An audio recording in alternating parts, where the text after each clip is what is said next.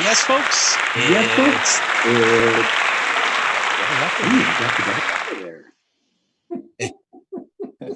Yes, folks. It's Thursday, 4 p.m. Central, 3 p.m. Mountain, 2 p.m. Pacific. I'm Fred McMurray, which means this must be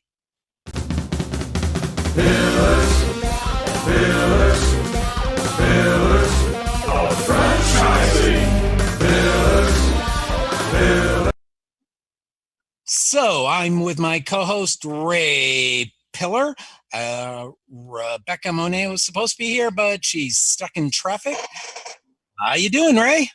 I'm doing great. How are you doing, Fred? A lot less stressed than normal, my friend. Other than Well, that, that's refreshing. yeah, isn't it? So who's our guest today? Our guest is Nat Truitt. Did I nail it, Nat? You're in the ballpark. Yeah, Truitt. All right. Excellent. Welcome to the show, Nat. Thanks for having me, guys.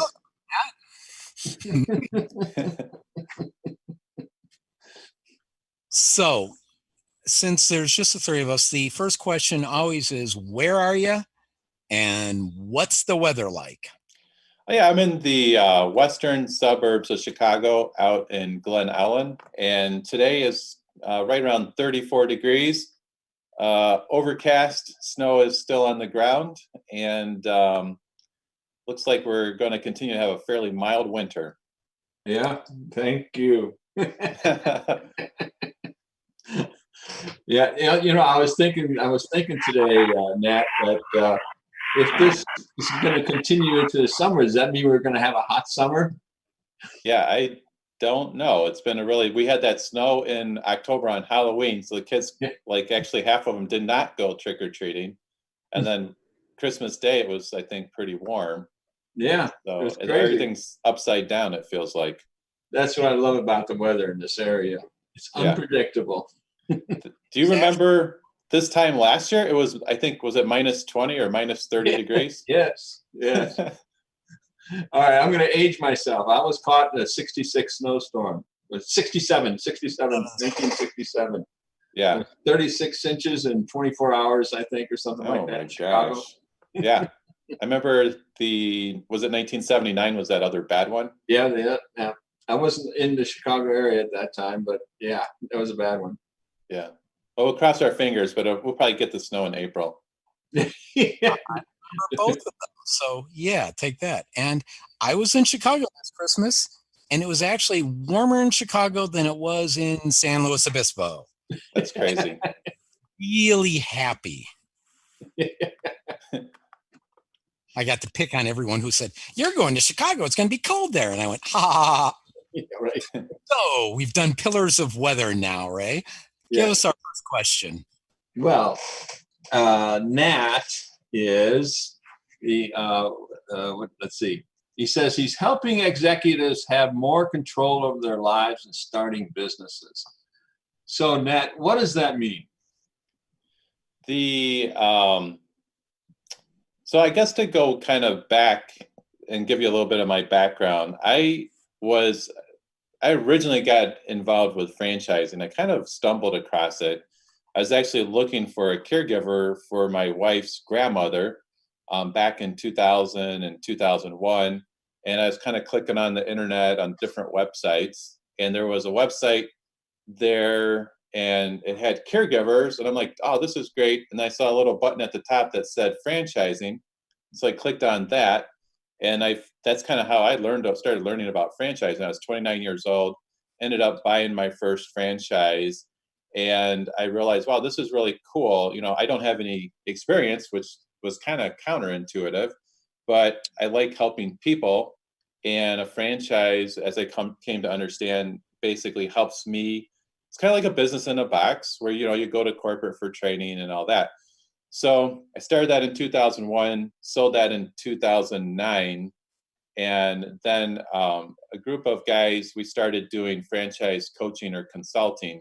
And so what we did was kind of what was my journey too, was helping successful, executives learn about franchising as an alternate career path. And a lot of times I think I like that saying that past performance is a good indicator of future performance. So a lot of times, if someone's been successful at corporate, but they kind of reach a point in their life where, usually they're motivated by pain or pleasure, and if they're looking to have a little bit more control in their life and want to do entrepreneurship, but they just don't know what that means or what that looks like, I think franchising a lot of times can be kind of a good bridge to entrepreneurship, if that makes sense. So, did that answer your question? That was kind of a long answer, but No, no, I mean, yes, it does answer the question. No, it And that's doesn't. But exactly what we want to find out. It gives us some historical background on how you got started. So, exactly what do you do now that helps executives? I'm assuming you mean people who are executives in some large corporation and getting a little tired of that, and they want to become their own boss. So, yeah. how do you help them make that transition? Because it's not an easy transition. I mean, because as an executive, you pretty much have the company surrounding you to help you out with things that you need. But all of a sudden, if you find yourself on your own, how does that? How do you help them make that transition? Did you ever work with like an executive recruiter or headhunter when you're at corporate? Uh, did you know? I don't think I ever did. Okay. But I think I did hire one time. So it's look kind pretty fun. of, I like to use that as kind of a example because a lot of the guys I work with have worked with executive recruiters or headhunters in the past. So that's really very similar to how I function. Basically, we always have kind of a quick phone call to see if there's a good potential fit to work together. And then we just through a series, franchising is very process driven. Mhm. So we're also very process driven, kind of learning about somebody, what they would be looking for in a business.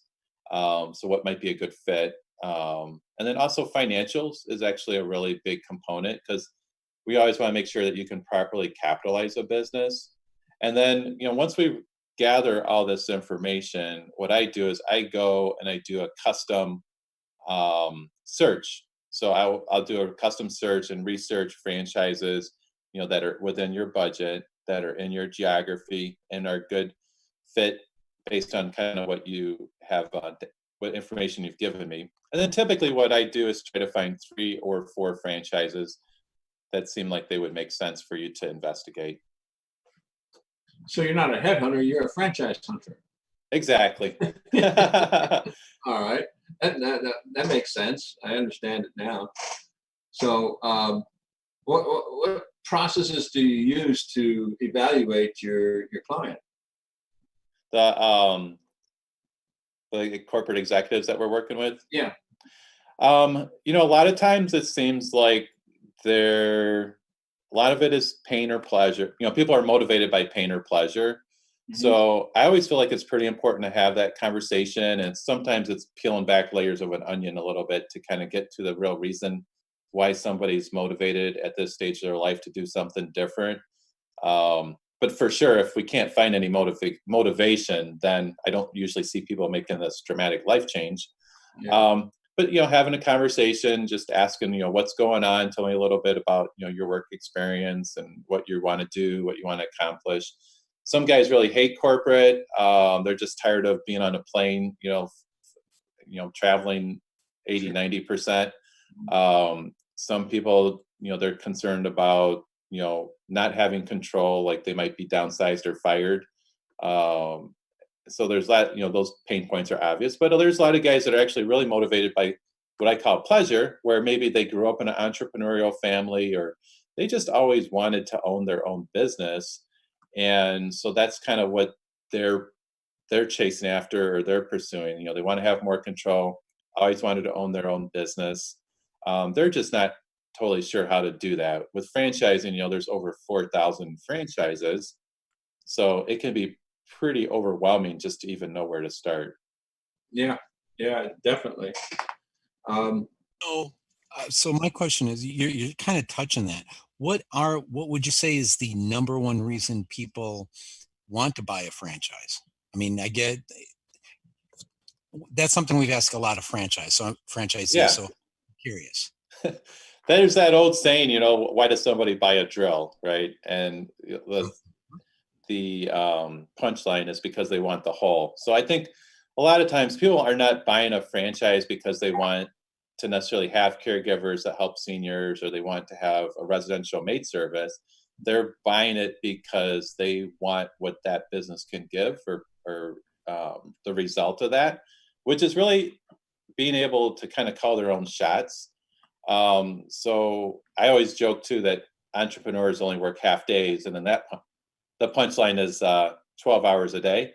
But you have more control. You kind of choose when you want to work. Yes, you're going to work hard, maybe 12 hours a day, but you get to have more control, create your own income stream.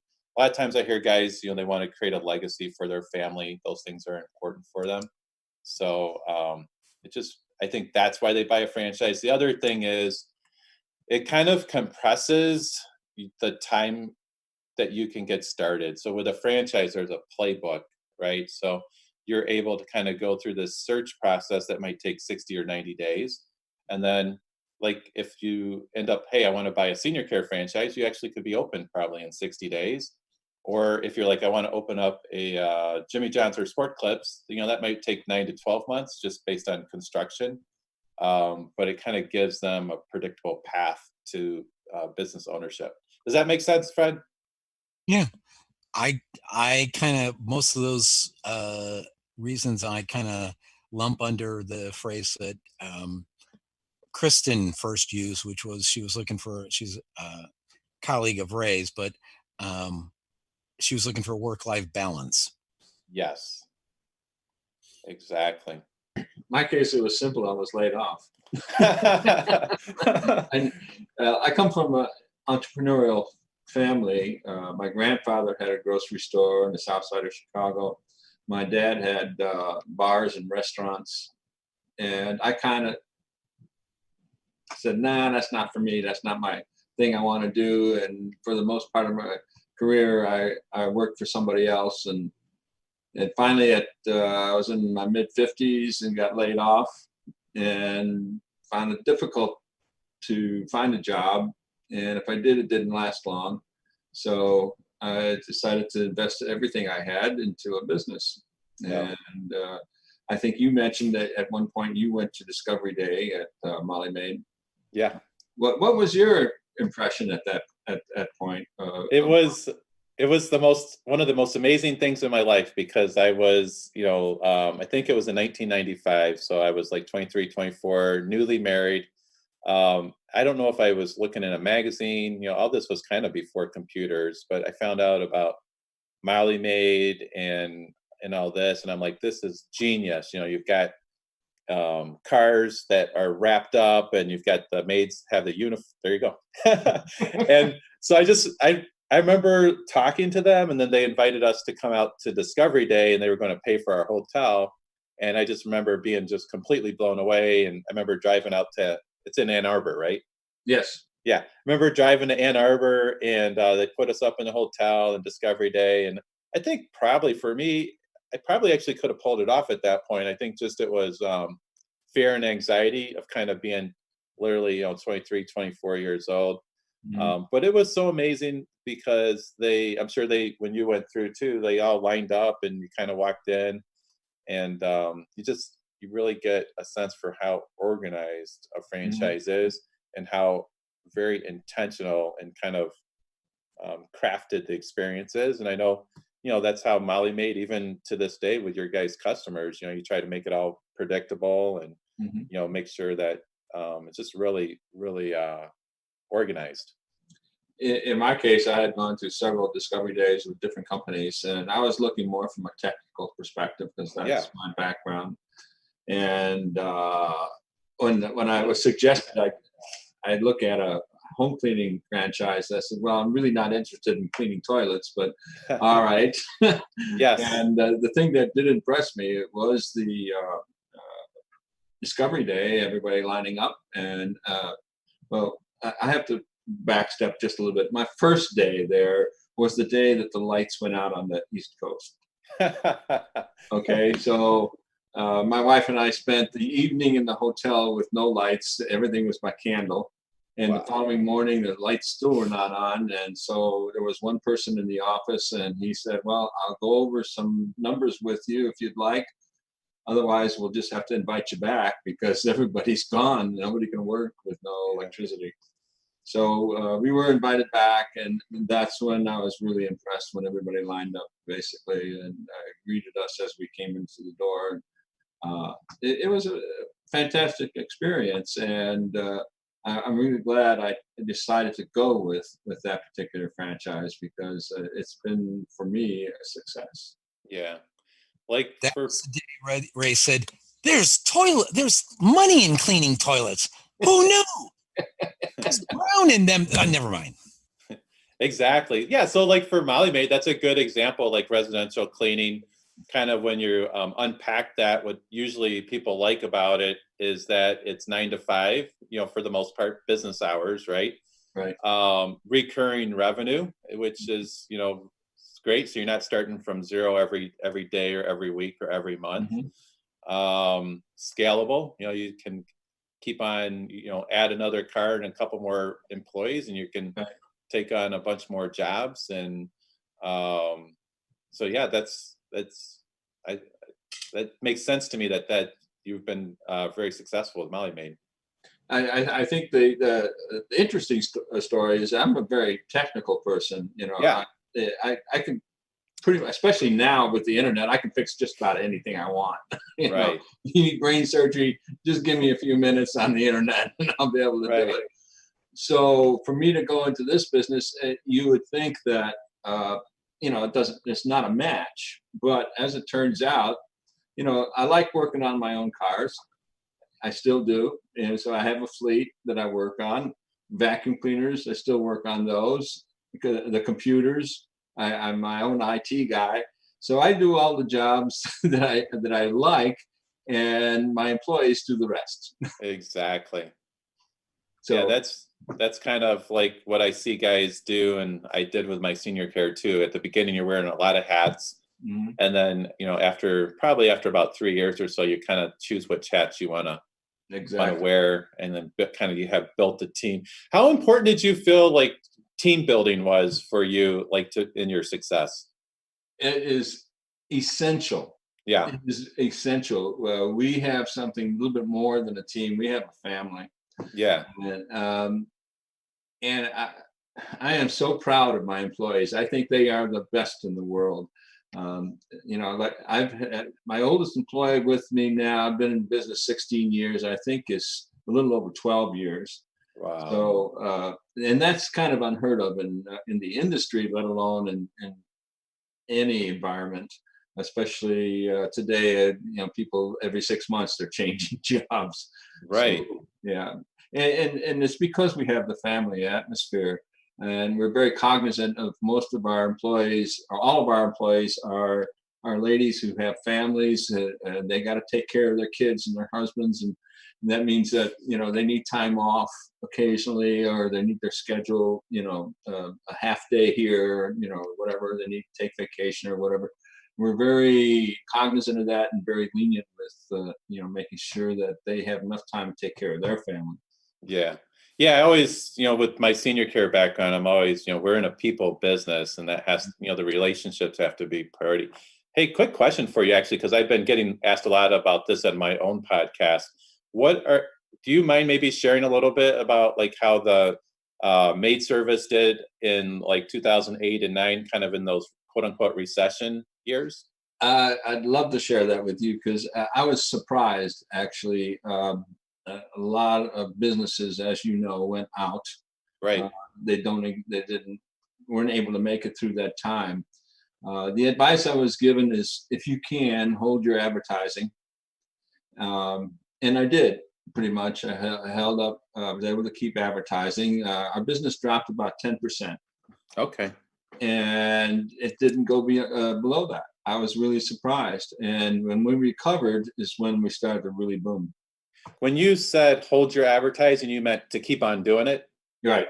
That hold steady. That's interesting because I think that that's kind of counterintuitive, and it does take a little bit of backbone to do that because Yeah. everybody else is stopping, but that's actually an opportunity to kind of double down sometimes, or at least keep on going.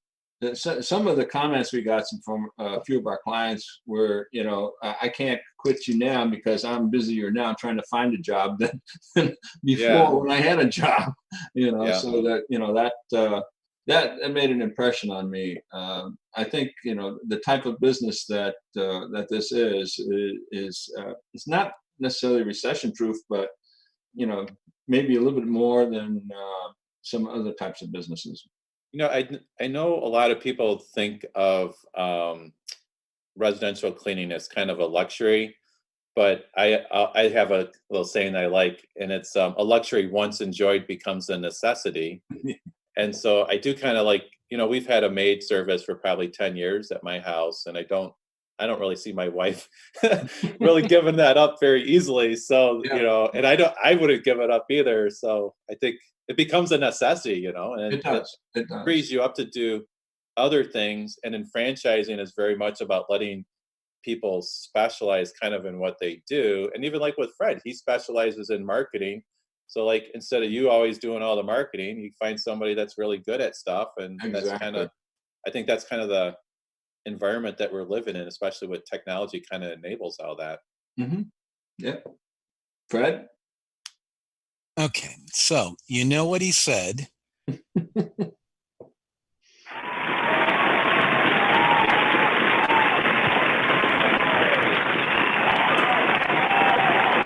So you got the first applause of the day for saying the M word. Money? No. Marketing.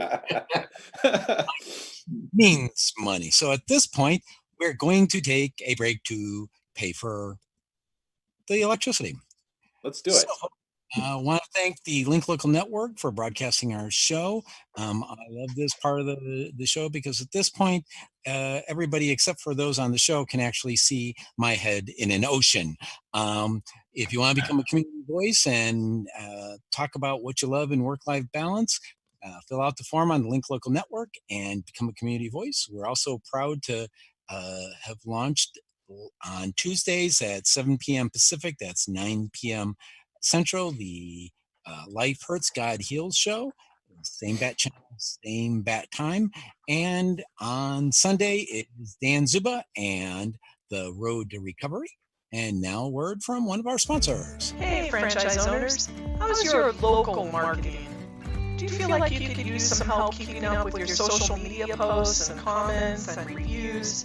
Do you wonder if you could be doing more to attract local customers? Are you able to identify new movements to your local area? At Westvyne, we help franchisees like you reach more local customers through digital marketing. With daily monitoring, creative content, and ad placement, and customer data intelligence, we'll get your business in front of the people who want your products or services. We also work with franchisors who needed an agency to handle the digital marketing for all of their locations.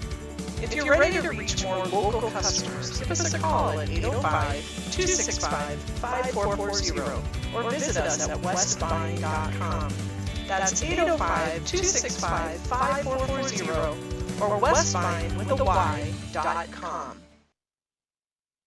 Thanks, Michelle. And we're back with Nat Truitt of Hire Yourself and my esteemed colleague, co-host, friend, mentor, guinea pig, Ray Pillar, who the show is actually technically named after, although we should, I guess, have 4 more pillars, but that's okay. We have 5. That's enough. Yeah. What are the pillars? The first pillar is choosing the right opportunity.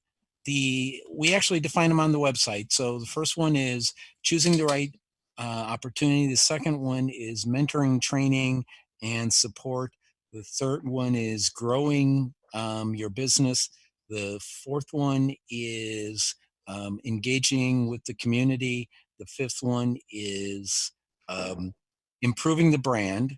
And originally there was a sixth one, but then we had a slight disaster in that, as you can see from the logo in a minute, we had 6 pillars, but then the graphics designer created this kick-ass design that only had 5 pillars. So we got rid of the 6 pillar and turned it into the goal of becoming a franchisee, which is transferring the opportunity to someone else. Exit strategy. Got to have that exit strategy. So those are the 5 pillars which map up our wonderful logo as well as the goal of it. That's which is great. why we're here, so we can broadcast the secrets of success in franchising to those who want to become successful in franchising.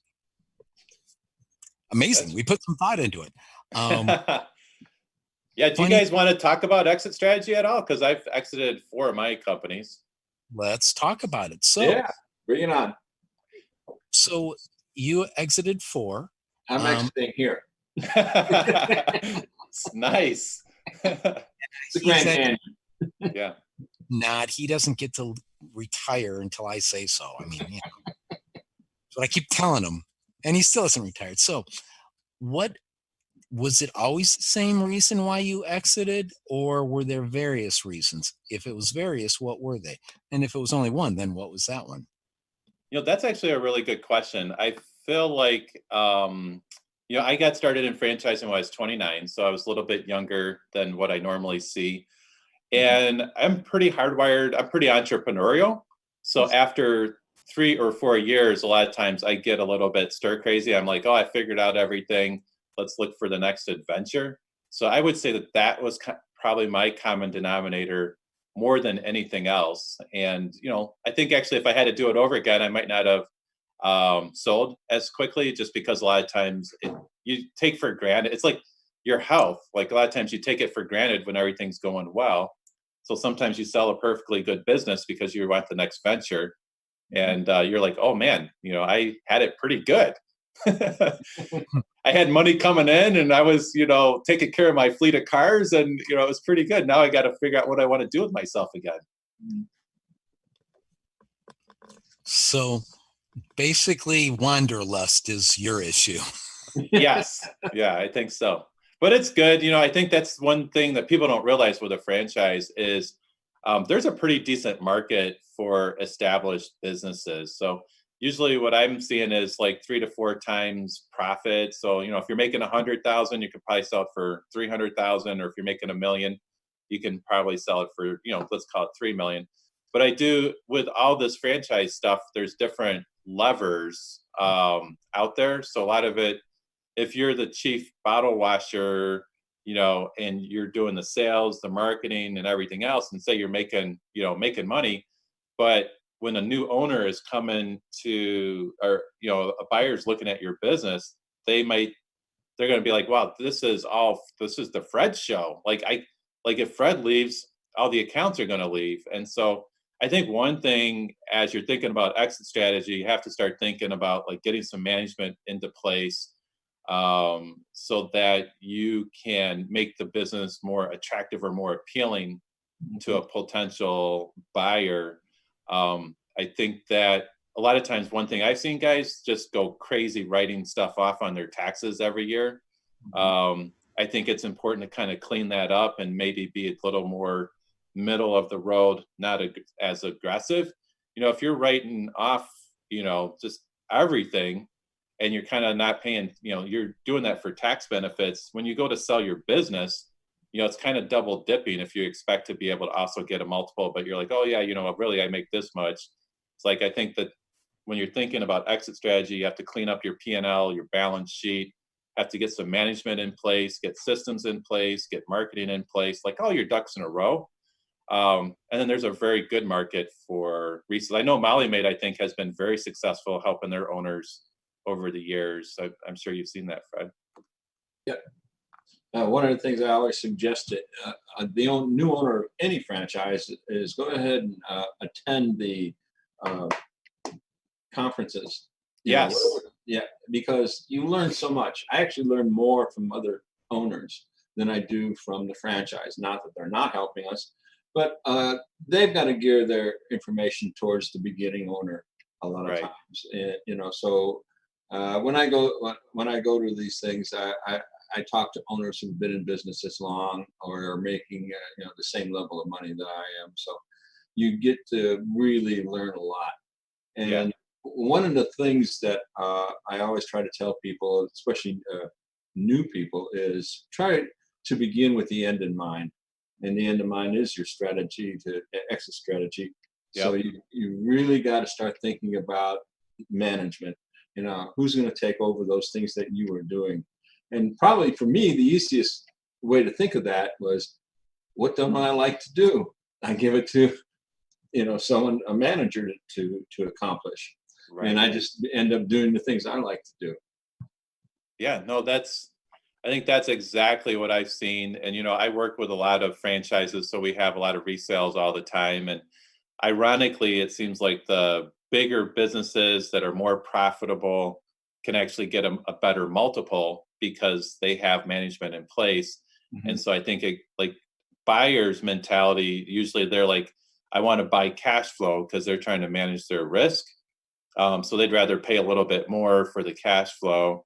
So I think that's, I think even like you were saying about with the recession a little bit, like I think the other thing, when you're thinking about the end in mind, you want to have good steady growth. You want to have good marketing, and people like to buy something that's kind of steadily going up. Right. If all of a sudden you had this huge decline, that kind of always going to raise a lot of question marks in people's brains. But I think the when I've helped quite a few people buy established franchises over the years, and I always encourage them, like what you're saying, Ray, is to kind of follow the process, which is have those phone calls with the franchise development team, actually go to discovery day and just experience everything. Um, and then it's interesting the peer group that you actually kind of are able to plug into. Because for me, with my senior care franchise, I made some of my lifelong friends there. Mhm. And actually, everything I've done entrepreneurial since then actually was because of just sitting at those round tables or at dinner, and we're kind of brainstorming. Hey, what are you doing? Oh, you're doing emergency medical alarms. I'm going to do that too. And then you just Sure. off to the races. Yeah. Yeah. So Yeah, good stuff. we have an organization in the Chicagoland area called the Windy City Cooperative, Yeah. and it encompasses, I think, I've forgotten now how many franchises. I think it's 13 or 14 franchises in the Chicagoland area. And sure, we have a cooperative for advertising purposes, but we also get together on occasions, for meetings, and then we also get together casually. Yeah. And we talk. Of course, we talk about our businesses, and we learn a lot from each other, even though we're in the same area. And a lot of us have been in business, for quite some time. So it's a fantastic. And there aren't too many businesses that, especially a business that's not a franchise, that you can do that with. You Right. don't have that type of if something's going wrong, well, how did you handle that? Exactly. So that's one of the great things about a franchise is Yeah. you will have other franchise owners that you can depend on to give you a hand if you need something. A small example of that is I use a particular vacuum cleaner, and I know that there's another franchise that uses that same vacuum cleaner. We ran out of bags accidentally, and you got to have a fresh bag. I just gave this person a call and ran up there and got a box of bags, and we were good. And That's great. yeah, that's the kind of cooperation that you really rely on, or need, I should say, actually, in a business. Yeah, I think that saying you're in business for yourself but not by yourself is very true. Oh yeah, You have absolutely. the parent company that's wanting to help you be successful, and then you have your local owners, and then even all throughout the country, a lot of times you'll connect with people that just at the conference and all that. Oh yeah. That will help you out too. There's not a lot of new questions, right? There's you can anything you're struggling with, someone else probably has already figured it out. Yeah, yeah. A lot of times, people do approach me at these conventions, and I say, well, what did you do about this? Being in business for 16 years, you've come across just about everything that can happen to you. Yeah. So, yeah, I do get asked a lot of questions, and Everybody that knows. in itself is a good thing. What were you saying, Fred? I said, everybody knows Ray's name. I talked to a property owner. I say, you know Ray? Oh, I know Ray. He doesn't talk to me. He talks to you. Of course he talks to me. And, and then everyone asked me, how's Ray doing? What's he doing these days? To the point where it's like, am I his keeper? But we won't go there. I will say that the Molly Maid owners are definitely family-like, and they've adopted me as Kentucky's step cousin. The crazy marketing guy. Exactly. But they remember me. So on franchising, where do you see the biggest growth? What geographic areas is my first question. Do you see the biggest growth in franchises purchased? Yeah, geography. I'm in Chicago, raised in Chicago. You're not in Chicago anymore. But I was talking to the U-Haul guy, and he was actually saying right now, like, you can get all the U-Hauls are not in Chicago, they're everywhere but Chicago because everybody's leaving. So I'm seeing a ton like Nashville, North Carolina, South Carolina, Texas for sure, Phoenix. So it does seem like kind of some of those, I think a lot of it, for better or for worse, it's politics, it's taxes. A lot of times, some of these other states are more friendly, both with politics and taxes. So people are kind of like heading out. And the weather, you can't argue with nicer weather. I was talking to somebody in Nashville actually yesterday, and I'm like, we were talking about a painting franchise, and I'm like, yeah, you'd probably want to get started pretty soon so you could catch, that nice summer season and all that. He's like, we paint year round down here. It's not an issue. And I'm like, oh yeah, I forgot about that. Yeah. Although I think the weather has been kind of cold throughout the rest of the country, except down maybe southern Florida. It's been in the 30s and 40s the rest of the country. Yeah, it's been such a weird yeah, it has. year. We already did Pillars of Weather. That was in the beginning of the show. Okay. Franchise. So, my next question then is, what do you see the top 3 industries that are hottest for franchises? I personally, because of my senior care background, I always like what I call non-sexy businesses. So like senior care, I think we call it the silver tsunami. So there's that's just getting ready to hit. There's there's millions of baby boomers that are going to need caregivers. So that's obviously hot. I think anything to do with, residential cleaning, paint, like all those home services, I think are good, steady Eddie, long-term businesses. We've seen a ton. I think there's like the Orange Theory effect. So Orange Theory has been immensely successful. And I think that's drawn just so much interest into boutique fitness. And a lot of those guys are doing really well. So when you say what's hot, fitness for sure is hot. Anything to do with wellness, I think, is hot. Massage, even though that's been around, those are still growing quite a bit, like the Massage Envy and all those. I think we're starting to see some innovative type franchises where maybe they're using technology or different intellectual, it's like IP or different things to do things that we weren't able to do before. So whether it's kind of in more green technology, I think there's quite a bit of activity. We're going to start seeing we've seen a bunch in solar, but that's a huge, massive thing. We're getting ready to see a whole bunch more in green tech, I think. Okay. So one more, Ray, and then you can ask the next one. My last question on the top 3 is, what are the 3 weirdest franchises you've seen lately? Ooh, that's a really good question. Okay, so this is kind of awkward because we're a bunch of guys, but I was just at a conference and there was one called Lunchbox Wax. So the idea is that ladies go over their lunch hour and get their lunchbox waxed. So, anyways, I'll just leave it at that. That actually almost counts for all three, doesn't it? I don't know. Yeah. We're all like blushing here. And a male one that we can just balance it off so our female listeners and viewers don't say. Yeah. Well, there's a lot of activity in axe throwing, so that's a pretty good a good one for guys. The axe throwing ones. Yeah. And let's see. I think there was one. I've seen one that's like a commercial, like dumpsters, that actually has a porta pot welded to it.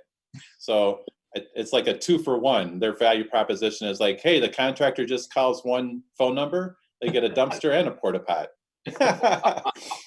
That's unusual. Yep. Could you clean those, Ray? Hey. No, that's not us. We don't do dumpsters. Cleaning porta potties. I mean, residential porta potties. Go ahead, take us along, Ray. Well, you mentioned something about growth a little bit. I was wondering, what would you consider good growth for a franchise? Oh, that's a really good. Yeah, that's a really good question. I think for just my own businesses, I mean, early on, it's kind of fun to talk about, oh, we grew by 1,000%, or we're growing by 10% a month or whatever. But I think once you get past that 3 to 5 years, I think 10, 15, 20% growth per year, I think is pretty good. I like to show, like when you're talking about exit strategy, I like to show quarterly growth. Sure. So I like the revenues to be going up each quarter. I think that tells a better story than, if you have anytime you have a crater, you're going to have to kind of you have to start explaining stuff, or else you have to wait for enough time to go by that the crater kind of goes off the back end of the P&L. It's 4 years or 3 or 4 years off the P&L. But, from my perspective, I think a nice 15, 20% growth over year on year is pretty good. So shall we take another commercial break? Let's do it. All right. Again, want to thank the Link Local Network for broadcasting our show. For those of you hanging out listening on the website, and I can see you there, go ahead and hit the chat button, send your questions in, or you can dial in at 323-580-5755. That's 323-580-5755. And no weirder questions than I would ask, which leaves you a whole lot of legroom, headroom, whatever. And now a word from Nick. Ever wonder how successful business people get educated about franchise business options? The Franchise Consulting Company is a group of over 100 franchise professionals with more than 2,000 years of franchise experience. We help our clients select and investigate franchise companies. And like a realtor, our services are free of charge to you. Our fees are paid by the seller. Reach out to us to learn more and get a free copy of the Franchise MBA, the #1 bestseller and highest reviewed book on Amazon in the franchise category. Our website is thefranchiseconsultingcompany.com, or feel free to call us on 800-321-6072. Thanks, Nick. Here's my copy. Also, what Nick didn't mention is that if you fill out the form on the Pillars of Franchising website, you not only can get a copy of the Franchise MBA, but you can even get your own virtual reality gear. Ooh, pretty cool. So, we're back. Take your next question, my friend. Sure. Well, we talked a little bit about unusual franchises. Have you had any unusual clients that maybe some guy wants to open up a lash lounge or something, anything like that? I don't, most of my guys seem like they're pretty mainstream. I work with a lot of men, but I also work with a lot of couples, husband and wife teams. And a lot of times they're both working and they're just trying to figure out, and it's always interesting to see kind of. I was just talking to a guy in Naperville, and they ended up buying a senior care. It was a resale in Orland Park, and ended up like his wife ended up. He's like, my wife really likes this, so she's going to do that. So now he's coming back to me because now he wants a business for himself because his wife kind of like took over that one. So I mean, I see all kinds of scenarios. I've seen a lot of activity lately in private equity, looking to buy, $10 million type, trying to package stuff up by region and buy, big amounts of stuff. So that's always kind of interesting. But I think in general, I think people are pretty normal and, have a lot of the similar kind of wants and desires. Normal people. No, hey, Fred, you're on the left coast. Nobody's normal out there. It's only here in the Midwest.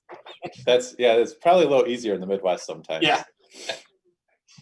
I'm saying nothing. I don't want people with tar and feather and pitchforks and torches coming up to my door, please. Oh, question from the audience. Give me a second, folks. We have a question here, so we're going to go in. Got to hit the little thingy. Nope, that's the wrong one. And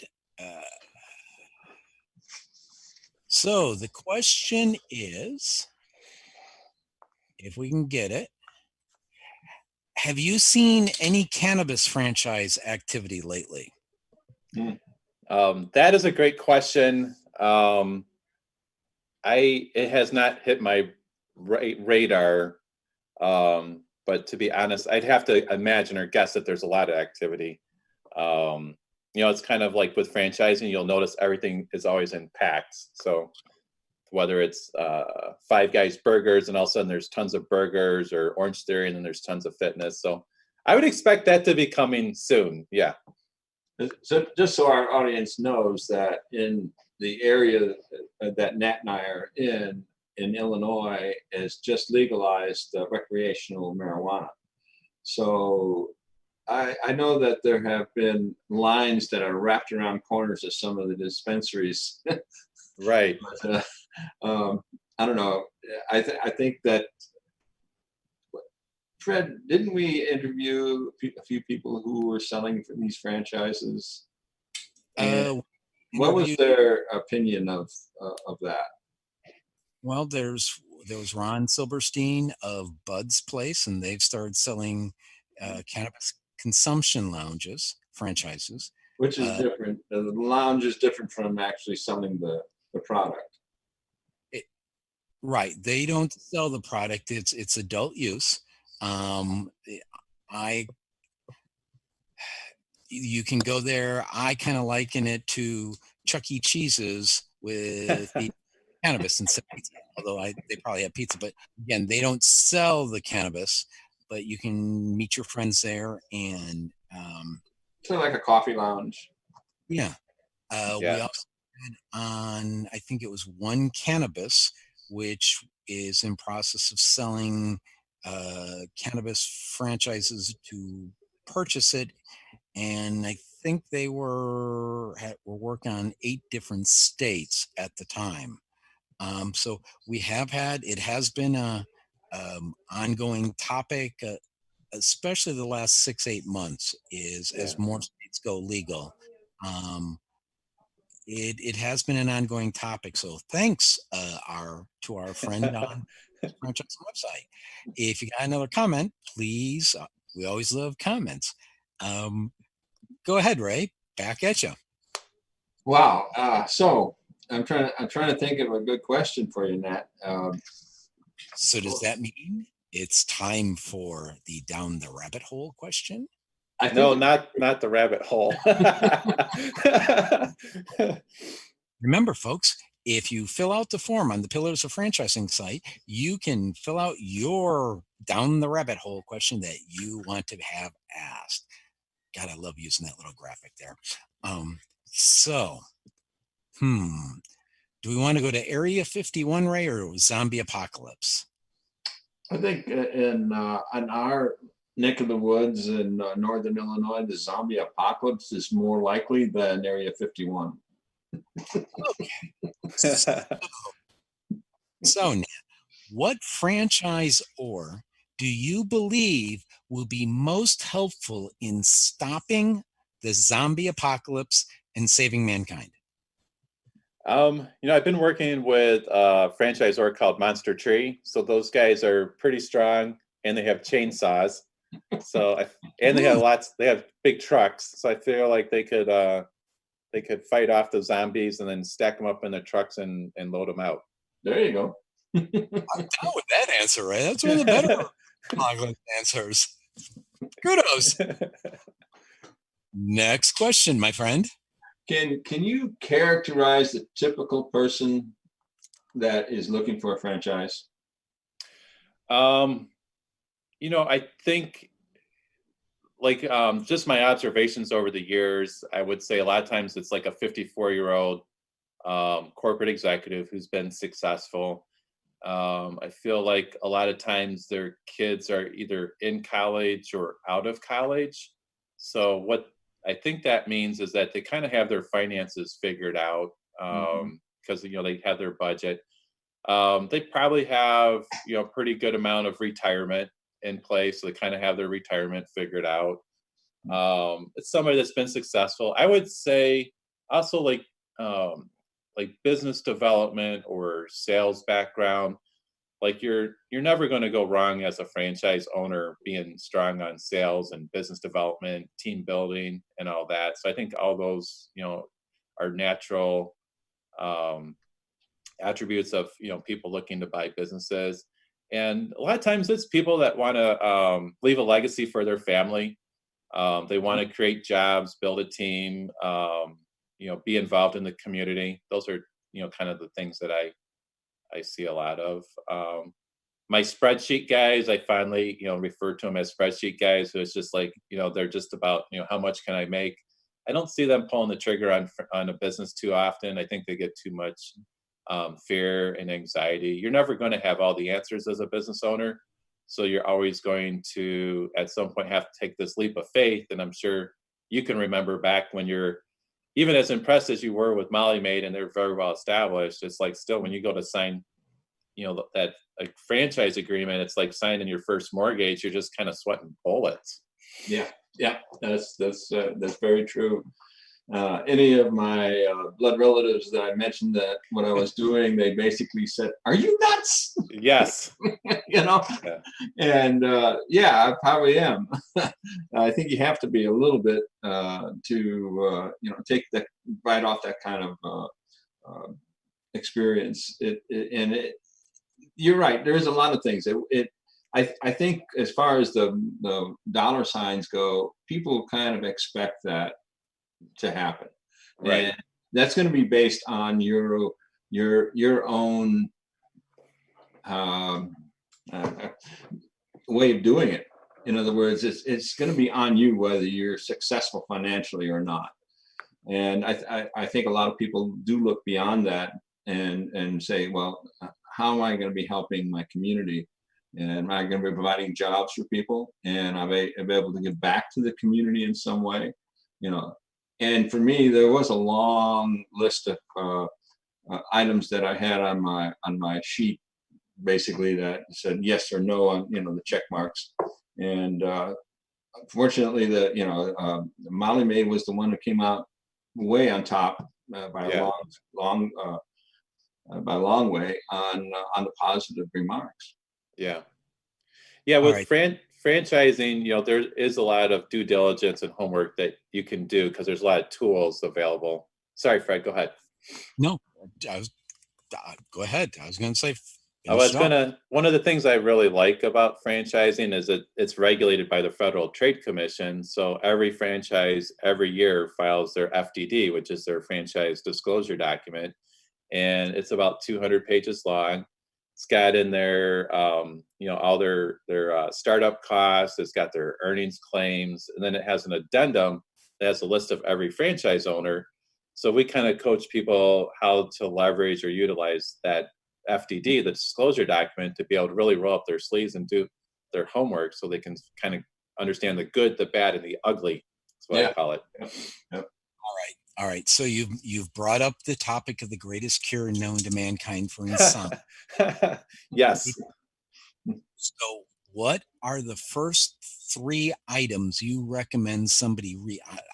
I know they're supposed to read all of them, and I've talked to enough franchisees, got several of them as clients, who said, yeah, I didn't read the FDD. But what are the top 3 items you would tell somebody to read first to determine if they feel it's a good franchise? Well, there is in there, if there's ever been any lawsuits or legal action against a franchise. So I think that that's kind of a no-brainer. Yeah. That's, I think what the FTC is trying to do is just try to have some level of transparency with what's going on with these franchises. I mean, there's also like a P&L or audited financials for the franchisors. So you can always look at that and kind of see like, hey, did these guys have money in the bank, or are they kind of doing this on a shoestring? But it's when most guys are kind of thinking about like, can I afford this? How much money can I make? So that's kind of that item 7, because that's the startup cost. There's usually 20 or 30 line items. They typically have an average or a low, a high, and an average. So whether that's for rent or whether that's for utilities or cars, marketing is definitely going to be in there. Grand opening marketing, especially.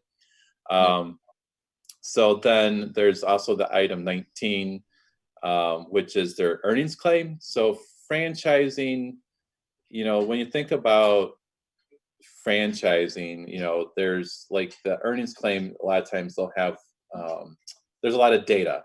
So they can, and franchises are paying royalties off their gross revenue. Mm-hmm. So the franchisors know, they have pretty good data on the financials. So typically the item 19 will have like top line revenue. Sometimes they sort it out to like top third, middle third, bottom third. So you start to be able to get some idea of the numbers. So does that help answer your question, Fred? That takes us into what will be my last question. All right. But Ray gets his last question, but I'll do my last question first. My goal in life, in having a business, is to eventually turn it over to my grandkids. So my question is for my grandson, Max, who's now about 6 months old, what advice would you give him in life to being successful? Ooh, I think what I want to say is try a lot of things. So I think it's important to kind of be well-rounded. My boys are 12 and 15, so I go through this. A lot of times they want to start specializing, in baseball or specialize in this and that. I think it's super important to, literally try a lot of things, hang out with your buddies, do well at school, play some sports. And, our life is, it's a, people and relationships. So I think, Fred, you're very much a people person, so I'm guessing that your grandkids will be too. But just spend time with people, get to know them, and be real. That's I don't know. How's that? I'm down with it. Okay. Yeah, be real. Last question. All right. So we've talked a lot about people thinking about getting a franchise. How is the best way they can get a hold of you so you can advise them on that? Yeah, we have the Hire Yourself website. So it's literally just the hireyourself.com. We also have the Hire Yourself podcast. And, we're just trying to be educational. That's kind of always our approach, is make it educational for people. We know that everybody's going to buy a franchise, but if we can kind of help somebody out a little bit, point them in the right direction. And then also you'd be amazed at how many people it's just not quite the right time. They come back to us 3, 4, 5 years down the road, which is totally fine too. So the Hire Yourself is probably .com is the easiest way to reach us. Excellent. folks, is another episode of Pillars of Franchising. Want to thank Nat Truitt of Hire Yourself, which you can find at hireyourself.com, for coming on the show, putting up with us, answering questions, and keeping Ray awake for another week. Thanks for having me, guys. Yeah, thank you. Great All having right. you. Take care. Be back next week with another episode of Pillars of Franchising, broadcasting the secrets of success. And thanks to the Markel's Audio Lab for Pillars,